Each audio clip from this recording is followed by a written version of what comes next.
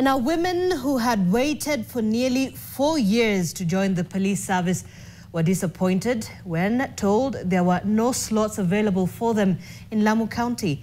Regrettably, the recruitment panel officers at Kibaki grounds only engaged them in the exercise as preparations for future opportunities, which have historically been limited for women. NTV's Laban Shaban reports police spokesperson Mushiri Nyaga says the service has acknowledged the concerns and is investigating the matter for possible oversight. They came with hope. Young women streamed into Kibaki grounds unaware that, despite their dreams, they were not wanted. Some had traveled from far-flung corners of Lamu, fueled by passion and the promise of serving in uniform. But on arrival, reality hit hard. Their participation here could not open doors. It would merely prepare them for future recruitment drives. I have to include them, and the reason ni kuwapanga. Mine was just to kuwapanga, wajielewe na baadaye wajue kesho kukifikia wapi walifika. At this ground, about 50 youth underwent the exercise, but the day was meant for men only. Madam, Rudy. 16 women who managed to reach here lost their chance before even stepping onto the field. In the end, only 4 men were selected.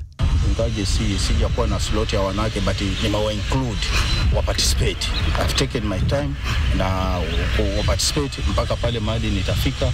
Utaona hapa ndio panatosha, na mtu kama pengine kwa matatizo nimweleze, anze kujipanga wakati nafasi hiyo itatokea, wewe wako tayari. The story was no different in Mpeketoni, Lamu West. About 150 youths showed up, the gender balance nearly equal. But again, women were held at arm's length.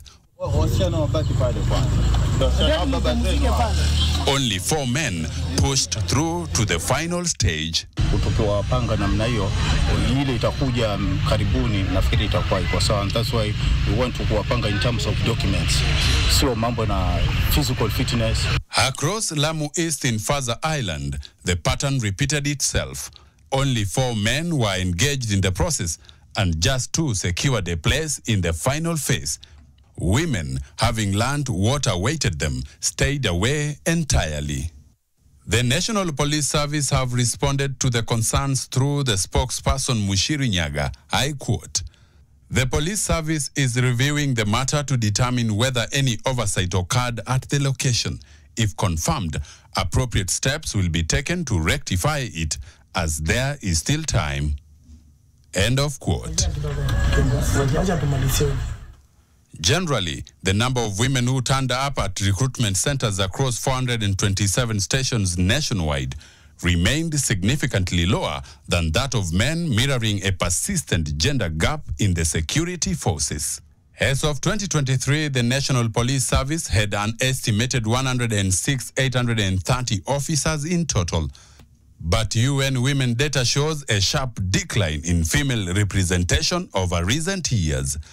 The number of women in the service fell by almost half, dropping from approximately 14,000 female officers in 2018 to around 7,400 in 2023. On Tuesday, the recruitment exercise kicked off at the Police Training College grounds in Garissa Township Sub-County, drawing aspiring officers to secure a place in the National Police Service. Laban Shaban, NTV.